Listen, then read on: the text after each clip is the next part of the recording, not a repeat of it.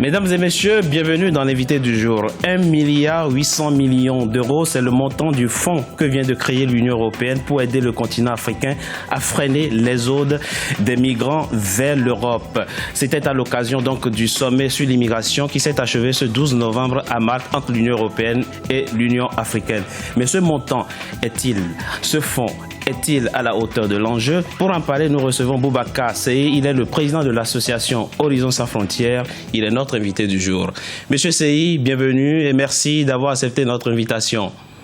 Bonjour, c'est moi qui vous remercie. Alors, monsieur Seye, environ 2 milliards d'euros pour freiner, voire arrêter l'exode des migrants vers l'Europe. Comment avez-vous accueilli cette annonce? Voilà, tout d'abord, avec votre permission, je voudrais condamner avec vigueur ces attentats de Paris qui ont coûté la vie à plus de 127 personnes et plus de 80 blessés. Horizon Sans Frontières regrette ce massacre sur des innocents et exhorte au respect du droit à la vie qui doit être un principe sacré et universel. HC7 présente ses condoléances au peuple français et demande aux communautés étrangères, particulièrement aux migrants résidant sur le sol français, de répondre massivement à l'appel au don de sang pour sauver ces vies, la vie de ces rescapés. Par ailleurs, l'Organisation internationale des migrants invite à lever l'amalgame qu'il y a aujourd'hui entre migration, terrorisme et islam, et au renforcement du dialogue entre les cultures autour de la théologie immigration, paix et sécurité initiée par l'Organisation internationale des migrants Horizon Sans Frontières. Alors, ceci dit, à propos du sommet de Malte, nous pensons que ce sommet ne s'inscrit pas dans un dynamisme à la fois inclusif et global pour proposer des alternatives crédibles, soutenables et endogènes à l'épineux problème de l'immigration clandestine. Et quelles sont ces alternatives selon vous, monsieur Seye? Oui, parce qu'il s'agit aujourd'hui de trouver des solutions, des alternatives crédibles et soutenables face à ce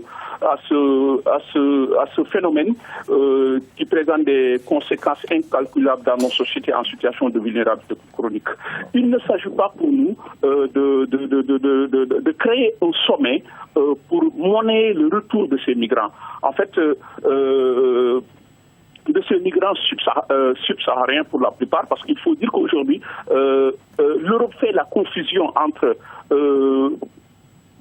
le demandeur d'asile et le migrant économique. Qui il faut retourner en Afrique exactement? C'est là où il y a le problème. C'est là aussi les dirigeants africains ont vraiment péché, parce que jusque-là, ils ont brillé par le mutisme. Alors aujourd'hui, on parle de milliards, de 1,8 milliard d'euros annoncés. Oui, alors ils se sont rués à Malte, ne serait-ce que pour profiter de ces fonds-là. L'immigration ayant toujours été pour ces dirigeants, pour l'Afrique, une soupape de sûreté pour régler leur morosité économique et les tensions internes liées au chômage. Oui. Et nous avons estimé mais monsieur Seye, effectivement, c'est aussi un problème pour l'Afrique. Il n'y a pas que l'Europe qui ait des problèmes d'accueil et d'intégration. Il y a aussi que l'Afrique a besoin que sa matière grise reste, que sa jeunesse reste. Quelle est la solution concrète selon vous pour effectivement empêcher le départ des cerveaux? Effectivement, c'est là où il y a un problème. L'Afrique doit prendre ses responsabilités face à cette jeunesse vulnérable en quête d'un meilleur avenir. Il n'y a aucune perspective d'avenir maintenant et dans l'avenir même le plus proche. Aujourd'hui, pour ces jeunes, mieux vaut mourir même mort dans le paradis européen que de rester vivant dans l'enfer africain. Alors concrètement, monsieur Seye, effectivement, ce que vous dites s'inscrit dans la droite ligne de ce qu'a dit le président sénégalais Macky Sall à la clôture donc de ce sommet. Il a déclaré effectivement que l'Afrique peut se passer de cette aide. D'accord, mais c'est quoi la solution locale que propose l'Afrique?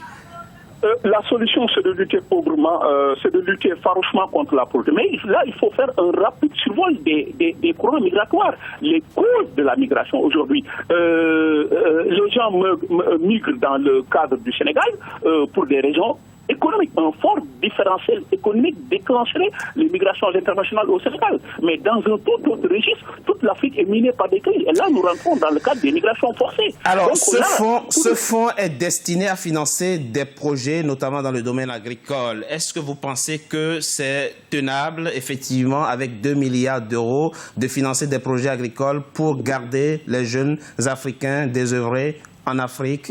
Mais effectivement, ça peut être une solution. Vous voyez que l'agriculture demeure la première activité de l'humanité et elle occupe plus de 46% de la population active du monde.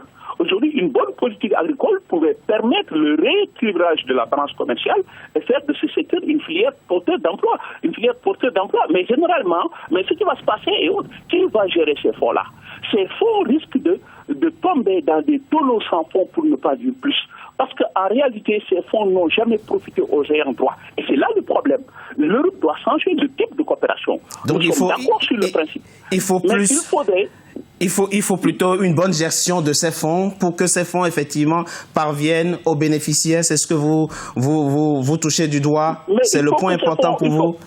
Oui, il faut que ces fonds profitent aux ayants droit. Ces fonds consistent à lutter aujourd'hui contre l'immigration clandestine, à lutter farouchement contre la pauvreté et les inégalités. Alors les États européens se sont aussi engagés à renforcer l'immigration légale en favorisant, donc en multipliant l'attribution des visas aux étudiants et autres chercheurs et talents et scientifiques du continent. C'est aussi une bonne nouvelle pour vous, non? Vous qui êtes dans ce domaine et qui êtes à cheval sur la lutte contre l'immigration clandestine. Bon, là, nous parlons des flux migratoires estudiantins.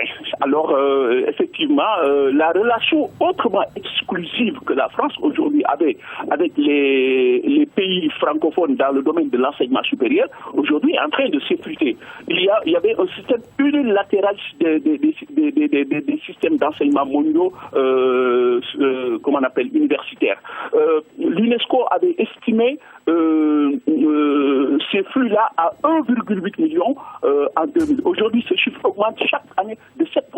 Et là, effectivement, c'est différent de la migration. Les flux estudiantins sont différents de l'immigration clandestine. Et là, il faut lever l'amalgame. Très bien. Écoutez, merci beaucoup, Monsieur Seye, d'avoir accepté notre invitation. Espérons effectivement que, une fois ces visas d'études attribués, que nos États fassent ce qu'il faut pour que les cerveaux, pour que, une fois formés, ces étudiants puissent revenir servir leur continent parce qu'on en a besoin. Merci à vous d'avoir été notre invité du jour. Je rappelle que vous êtes le président de l'association Horizon Sans Frontières. Merci. Merci beaucoup. Merci. Mesdames et messieurs, c'était l'invité du jour. Merci d'avoir été en notre compagnie. Restez sur Africa 24 pour la suite de nos programmes.